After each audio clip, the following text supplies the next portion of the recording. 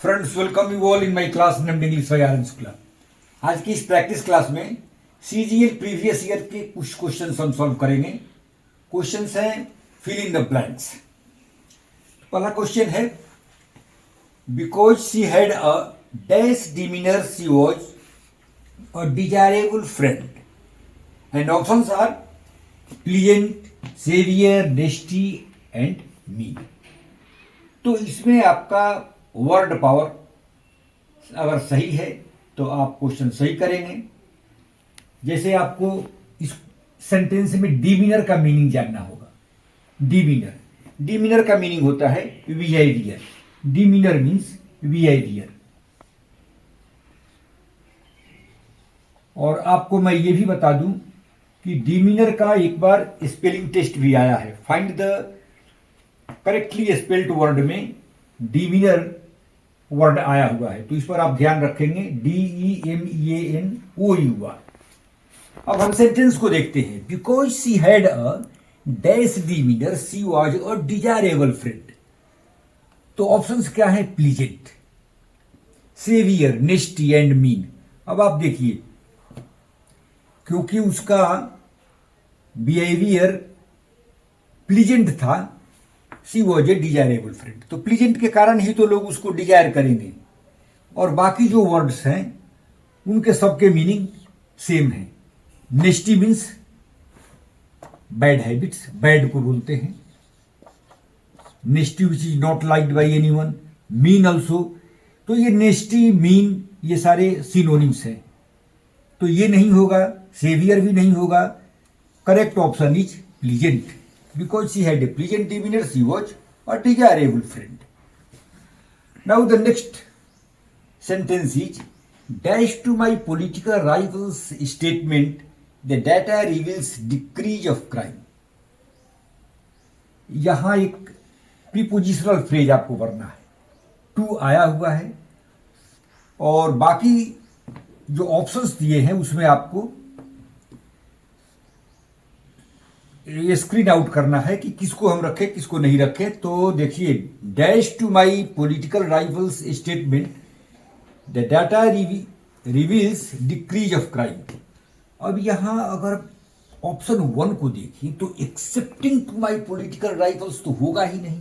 Accepting के बाद to नहीं आएगा और सेंटेंस में टू दिया हुआ है, तो इसका मतलब एक्सेप्टिंग को हमने फिल्टर कर दिया, आउट कर दिया।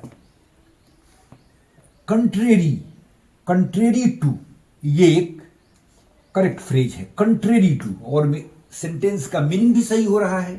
Contrary to my political rivals statement, political rival के स्टेटमेंट के विरुद्ध the data reveals decrease of crime. Data reveals decrease of crime, data crime decrease को बता रहा है। तो राइवल तो क्या करता है? राइवल आपके एगेंस्ट में बोलता है, तो इसलिए यहां पर हो जाएगा contrary to. Reference to my political rivals का कोई मीनिंग नहीं आ रहा है। असिस्टिंग टू भी नहीं होगा।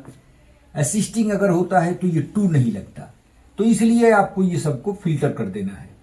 और बाकी जो सही सेंटेंस है वो होगा कंट्रेरी के साथ। और इस फ्रेज को भी याद रख लीजिए, contrary to. Your opinions are contrary to my opinions. हमारे ओपिनियन आपके ओपिनियन के अगेंस्ट है, तो कंट्रेरी टू हम लगाते हैं। Now next sentence is, sometimes she laughs, sometimes she weeps. एक उसके बाद कंजंक्शन आया है, as if he dash mad. अब आप यहां देखें, जब कंजंक्शन दो क्लॉजेज को कंबाइन करता है और ये कंजंक्शन अगर एज इफ है तो उसके बाद एज इफ के बाद कोई भी सब्जेक्ट हो, हमारा वर्ब पास्ट टेंस में ही होगा और वर्ब प्लूरल होगा। तो यहां जो ऑप्शंस दिए गए हैं, इज नहीं होगा, गलत है। आर नहीं होगा, क्योंकि हमारा वर्ब हमेशा पास्ट टेंस में होगा और प्लूरल होगा। तो option C is correct, verb.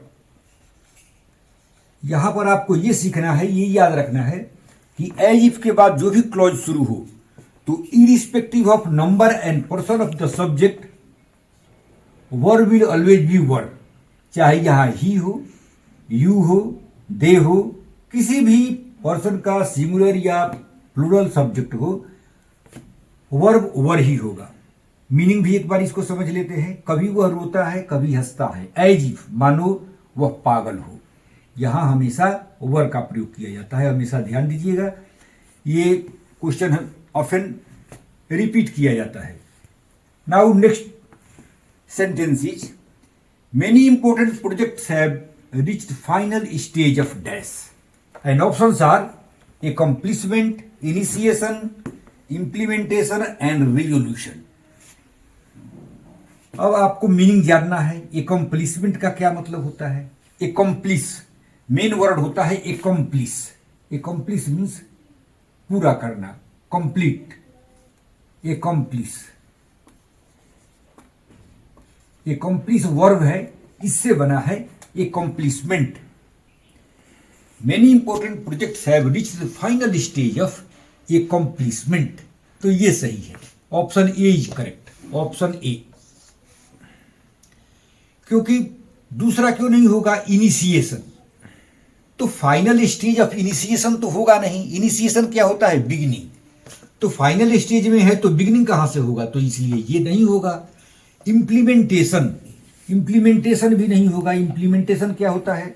Date of application, date, effective date, जिस दिन से कोई चीज इन्फोर्स हो जाता है, तो यहां भी इसका कोई मीनिंग नहीं है।